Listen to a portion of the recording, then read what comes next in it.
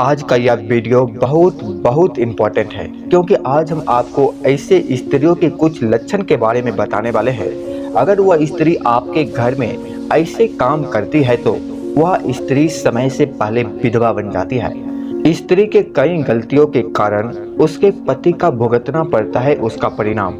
आज हम आपको इस वीडियो में बताने वाले हैं कि अगर स्त्री कुछ काम ऐसे हैं अगर वो करती है तो वो समय से पहले विधवा हो जाती है, यानी कि समय से पहले उसका पति मर जाता है।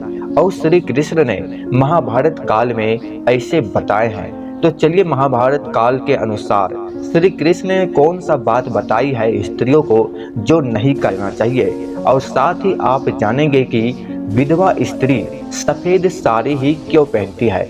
आखिर महाभारत काल से इससे जुड़े क्या रहस्य है, चलिए हम आपको आज बताते हैं। वीडियो काफी इम्पोर्टेंट है, वीडियो को ध्यान से देखना और समझना, पूरा जरूर देखना क्योंकि अधूरा ज्ञान खतरनाक होता है। तो चलिए वीडियो को शुरू करते हैं, चैनल को सब्सक्राइब जरूर कीजिएगा। दुनिया में हर परिवार अपने घर में सुख शांति चाहता है।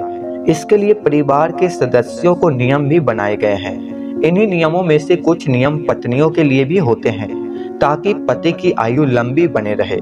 यदि इन नियमों का पालन नहीं किया गया तो माना जाता है कि आपके पति पर कोई संकट आ सकता है। स्त्रियों के कुछ लापरवाही का नतीजा आपके परिवार पर बहुत बुरा पड़ सकता है। यदि आपके पति घर से बाहर जाते हैं, चाहे वह अपने दफ्तर ही क्यों ना जा रहे हो, तो उसके जाने के बाद कभी झाड़ू नहीं लगाना चाहिए। ऐसा करने से लक्ष्मी नाराज हो जाती है।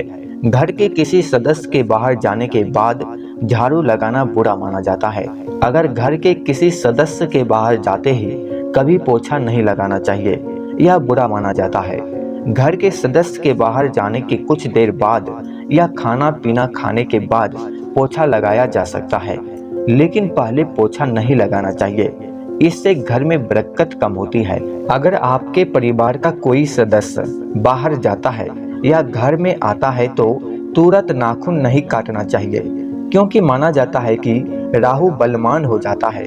ऐसा करने से नाखून काटने वालों का भाग्य कमजोर होता है और अशुभ भी माना जाता है। आपको यह जानकर बहुत हैरानी होगा कि पति जब घर से बाहर जाए तो पत्नी को कभी श्रृंगार नहीं उतारना चाहिए। पति के घर से बाहर जाते ही श्रृंगार उतारना अशुभ माना जाता है, क्योंकि ऐसा उस समय किया जाता है जब पति की मृत्यु हो जाती है। कोशिश करें जब पति घर में हो तभी श्रृंगार उतारना चाहिए। कभी पति के घर से बाहर जाते ही महिलाओं को अपने बाल नहीं खोलना चाहिए। माना जाता है कि पति के घर से बाहर जाने के बाद बाल खोलने से घर में कंगाली छा सकती है। कोशिश करें कि जब पति घर में हो तभी बाल खोले। अब जान लेते हैं पति की मौत के बाद हिंदू महिलाएं सफेद साड़ी या वस्त्र धारण क्यों करती है। इसका कई कारण है।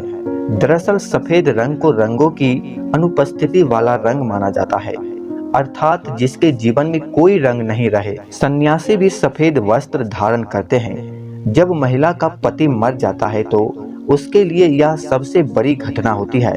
इसका मतलब कि अब उसके जीवन में कोई रंग नहीं रहा। दूसरा कारण, सफेद साड़ी पहनने से महिला की एक अलग ही पहचान बन जाती है। सभी लोग उसके प्रति संवेदना रखने लगते हैं।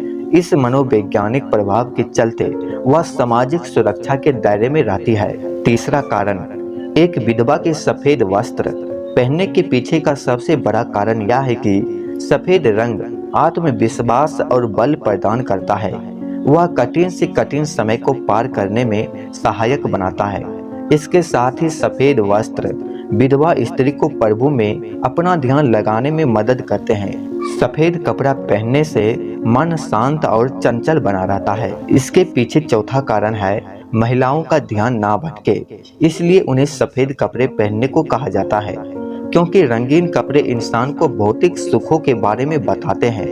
ऐसे में महिला का पति साथ नहीं होने पर महिलाएं कैसे उन चीजों की भरपाई करेगी।